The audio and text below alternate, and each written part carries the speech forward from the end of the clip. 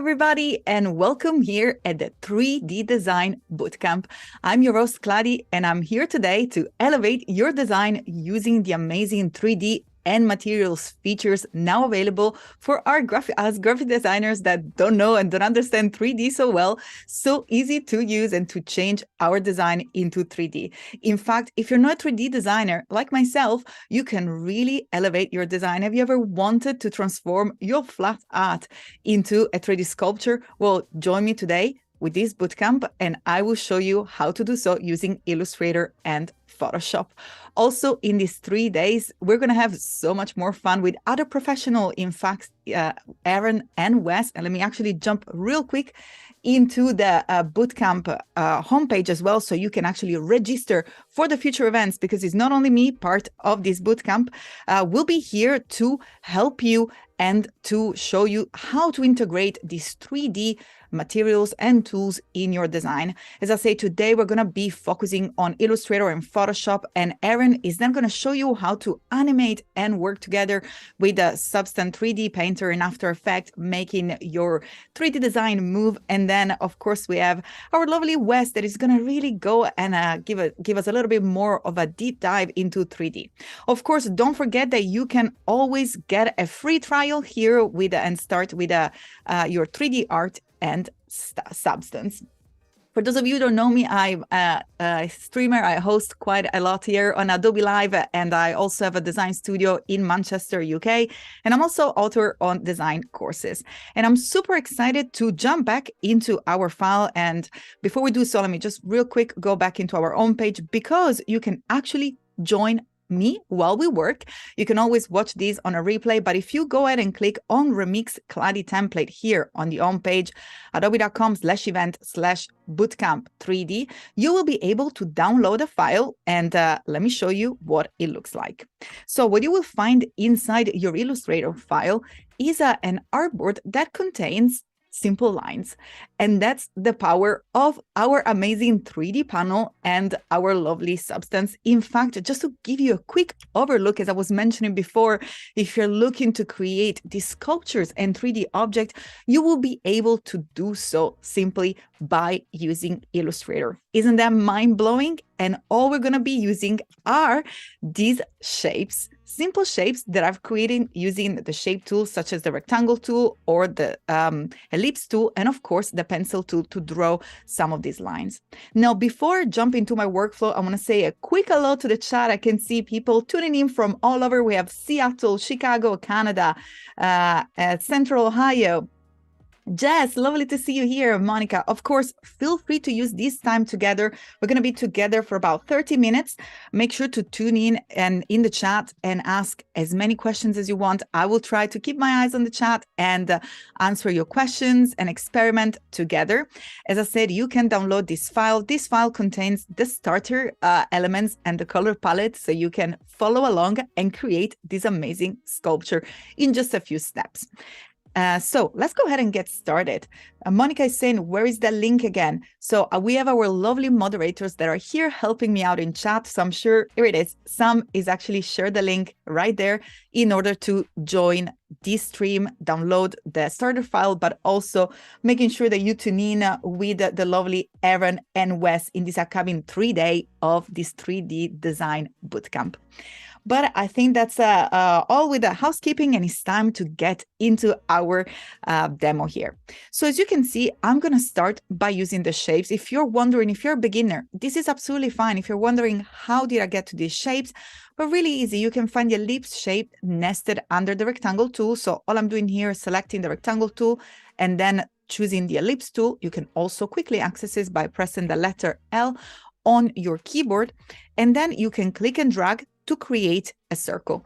Now, the default color for Illustrator is a white fill with a black stroke, and therefore my shapes have a white fill and a black stroke. If you wish to use the shape that are created, you can also create duplicates simply by selecting the shape, holding the Alt key on a Windows, that will be Option on a Mac, and then dragging it inside the other artboard. By doing so, all you do is just simply copying the same shapes. But they are simply shapes. And I promise you, you will see that those shapes that we're going to line up here will turn into this sculpture. And I'm going to try to have both artboard next to each other so you can see really what is the starting point and what is the final point, because I think it's very, very exciting. So if you wish to replicate my design that you find here on the left on the screen, the starter file, the starter items that we're going to be working with is first a rectangle. So this is actually a rectangle. And then we have just a series of ellipses. And at the moment, it doesn't really matter the size. I just want to go ahead and construct this sculpture, this abstract sculpture, which you can use as a practical starter point for really exploring these amazing 3D features. Here we go. So literally, this design that you see on the right with these circles on top of each other is the same as the design on the left. I know that this is incredible, but this is actually the truth. The difference between this art on the left and the one on the right is that we have leveraged the power of our 3D panel tools and the amazing Substance materials in order to elevate this design from a flat line of circle into a real 3D sculpture. So the first thing that I'm going to do here real quick is to use the properties panel to align all my spheres, so then we can start to go ahead and transform them.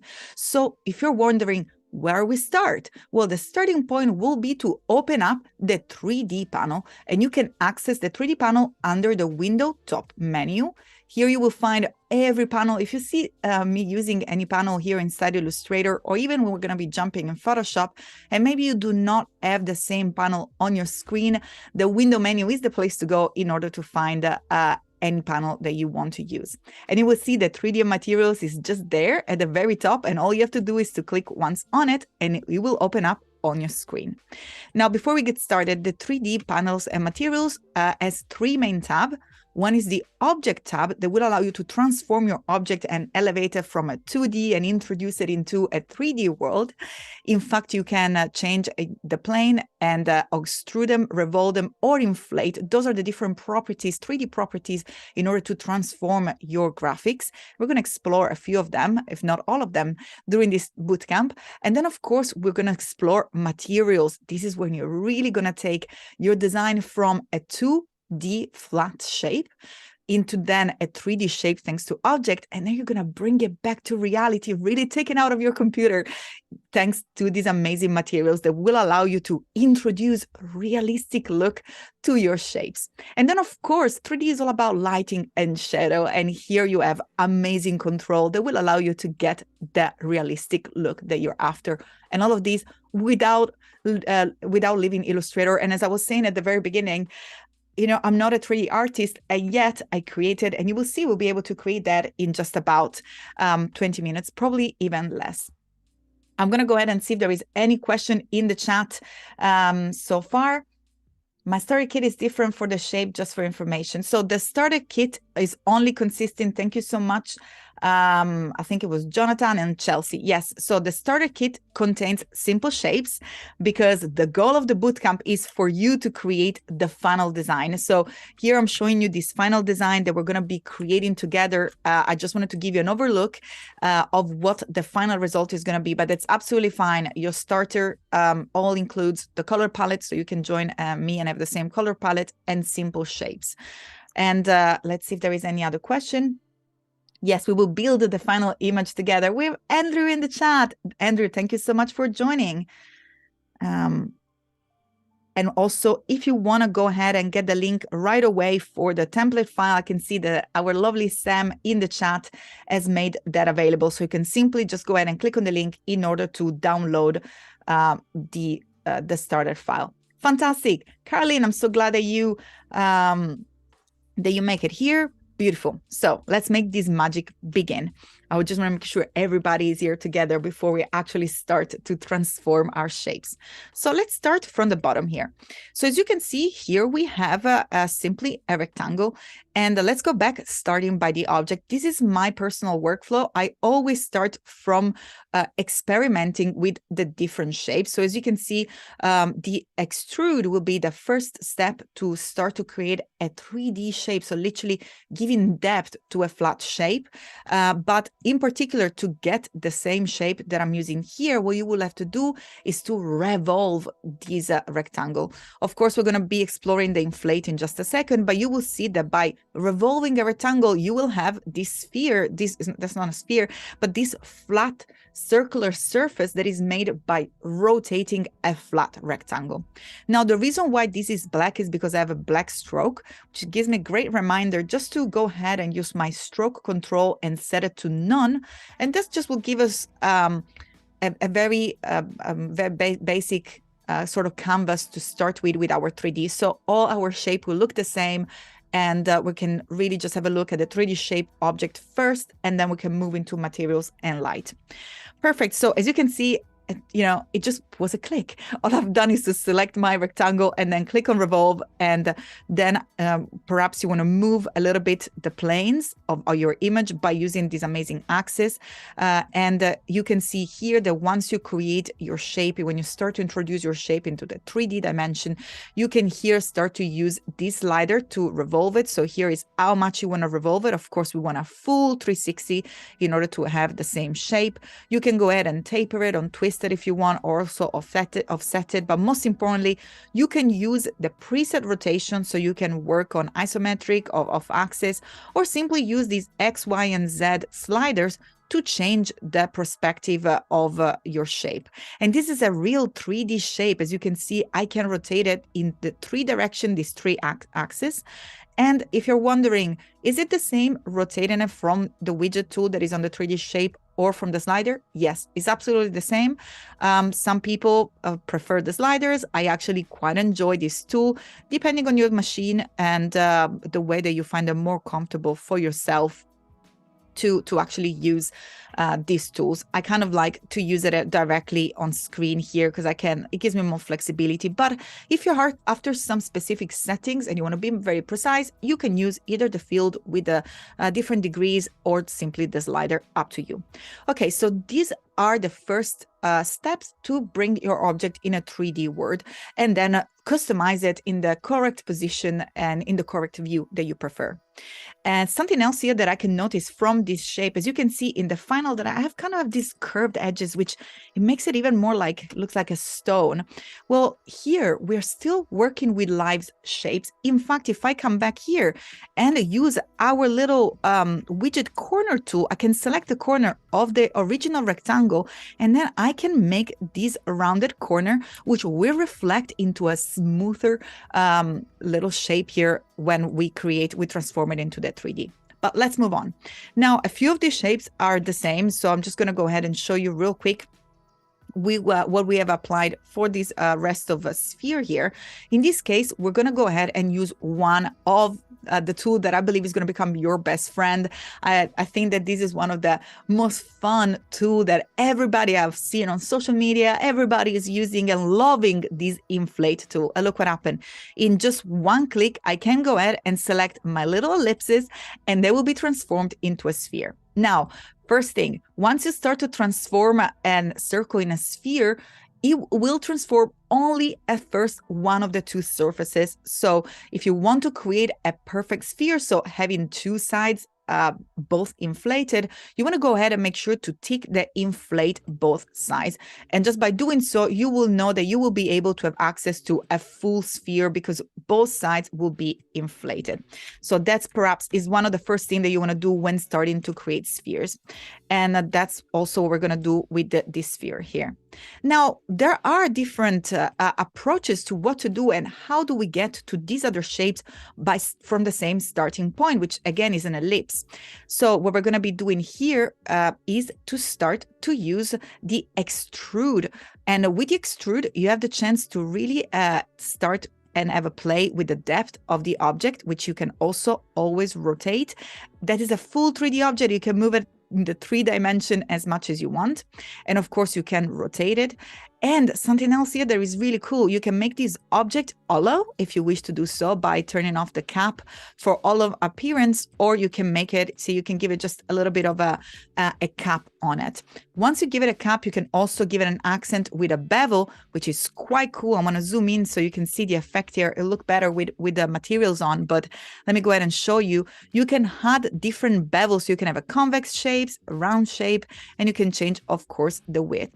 And again, this will allow you to keep consistent your design as well. Since we are using sphere, we made our base with a rounded corner as well.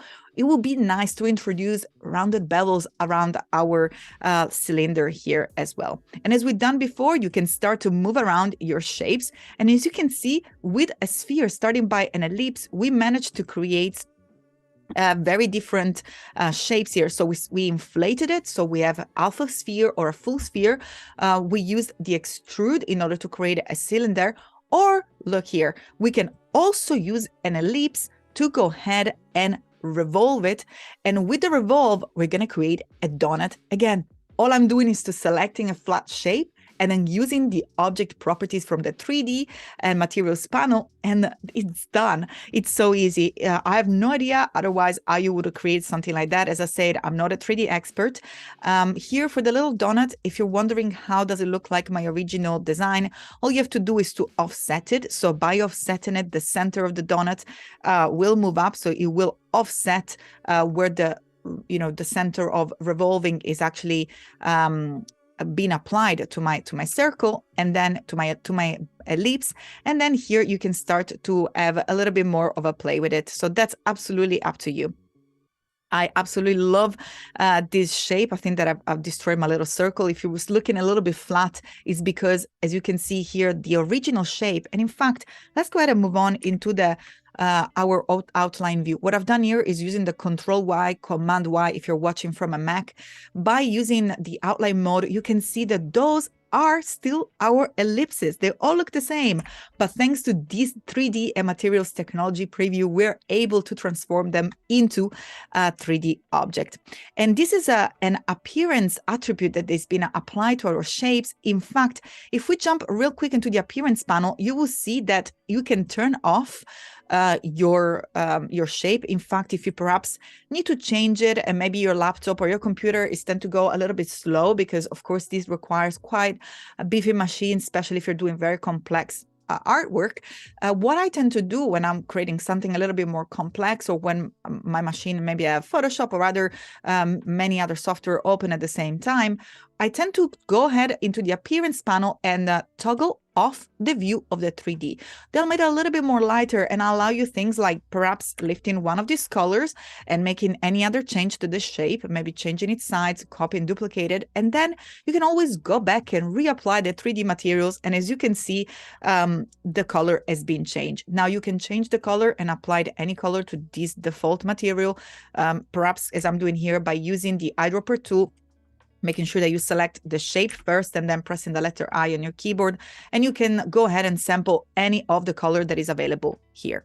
Okay, so our first step is done. We transformed our flat shapes and introduced them into the 3D dimension. We have played with the planes, we played with the different properties, depth, twist, bevel, rotation. Of course, don't forget to inflate both sides if you're after perfect spheres. It's now time to jump in and really elevate our design thanks to our amazing materials that are available here inside Illustrator. Can you believe that we're still working in Illustrator? The amount of time I've posted these on my Instagram, the amount of time I received messages saying, which software have you used? Are you doing 3D? I'm literally still using Illustrator and I'm doing 3D, which is pretty exciting. Okay, so let's go ahead and start to have a play with these default materials. Once you go ahead and click on the materials tab, you will see that you will have access to many materials that are already here for you. Now, if you want to match my design, I believe that the first one that I've used was the spotted concrete. So you can go ahead and click on the material. Of course, you can click on as many materials as you want, and you will be able to sample it right away. You will see it might take a second for more complex materials, but you can go ahead and sample it. Now, another beautiful thing when using materials is that here you can always change any of the properties of the materials. So if I scroll down, once I select my materials, you will be able to change the resolution. That might help your computer if you see that maybe struggling, work with the resolution. But most importantly, you can change the color. So if you want to keep the consistency and the textures, that's a word I was looking for, the texture of the concrete, spotted concrete materials, but you want to match to your design or to your brand color palette, or maybe to the photography, to whatever you are inserting your 3D object to, you can choose another color. And as you can see, it will be multiplied and applied, but you will retain the texture. But even more, with the properties, you can go deeply into go ahead and personalizing. For example, look at here how beautiful it is for the concrete. You can literally spend days, and I will invite you to explore and have fun with these wonderful materials here. You can offset it, you can work with contrast, roughness, and so on. But I'm going to move on here because I have so much to show you, and the time, as usual, goes way too fast. So go ahead and explore this material. Also, depending on the material, you may have access to different properties, because of course they will reflect the material that you are sampling here. In this case, for example, we have marble paint, and therefore we will have access to multiple colors. And look at that, look how much you can go in depth and really go ahead and start to modify and personalize and customize all of this color, which I think is super, super exciting. And that's a wonderful way to really integrate 3D in any design that you're doing, especially maybe if you're working on your brand. And as I said, you can go ahead here and play all day and create everything you want with these gorgeous materials. And I feel like there is so much more to show you of the materials that are already, those are, by the way, our default. They come with Illustrator. We have plywood, we have painted wood, we have bricks, we have plaster, we have the wax, we have gold, of course, brass, and so much more. So please go ahead and have a look. And of course, you can, once you rotate it, you can appreciate even more these gorgeous materials. But if that's not enough and you're looking for something very specific, I will invite you to go and explore both the materials that are part of the Substance 3D assets, and of course, so that was the icon, by the way, that you can click within the panel, or also the community assets. So here from the community and from the 3D assets on page, you have access to thousands and thousands of amazing materials that will really help to bring your design in the third dimension and elevate anything that you do here. Of course, the ones that are part of the community are free. Don't forget that you have access to a free trial here, so you can go ahead and start to collect the one you want. But let me show you how real quick you can choose anything you want here. Of course, there is also a wonderful category that, for example, if you're looking for something like glass or crystal, that's quite beautiful. All you have to do is to click on this little down pointing arrow to download it in your machine, and as you can see, it will be saved inside your design. Let me go ahead and save it here into my desktop. Perhaps it'll be the fastest way to access this for me. And then once you have it inside your machine, all you have to do is to go back inside Illustrator, and here there is a little plus icon located inside the panel that will allow you to add the material. Now make sure to find the right folder. As you can see, we have the little SBSR file that is ready for you. You don't need to know what that even means. All you need to know is that that will allow you to have access to this material by simply clicking on it, clicking on open, and boom, here it is. It's going to be loading here, and as you can see, I've downloaded many materials, and now once you select, here it is already, look, it probably took 5 seconds from Illustrator to then go download it, and boom, it's back inside Illustrator, and I'm already using it, by the way. Now, something that I wanted to perhaps highlight is the fact that you can always have a ray tracing, so that will allow you to have a real-time preview, and also you can decide to render or apply render to all materials. That's absolutely up to you. Of course, when you render, you will see the final result. That might take some time depending on what computer you have, but I want to show you real quick here. I have applied pretty much all of these. I think it was this alien silver that I got really, really excited about. Look at this. It looks like almost like a black marble. It's wonderful. So those are some of the, I think there is ice cream, there is candy cane. There is so much that you can really have fun with. Look how cool is that.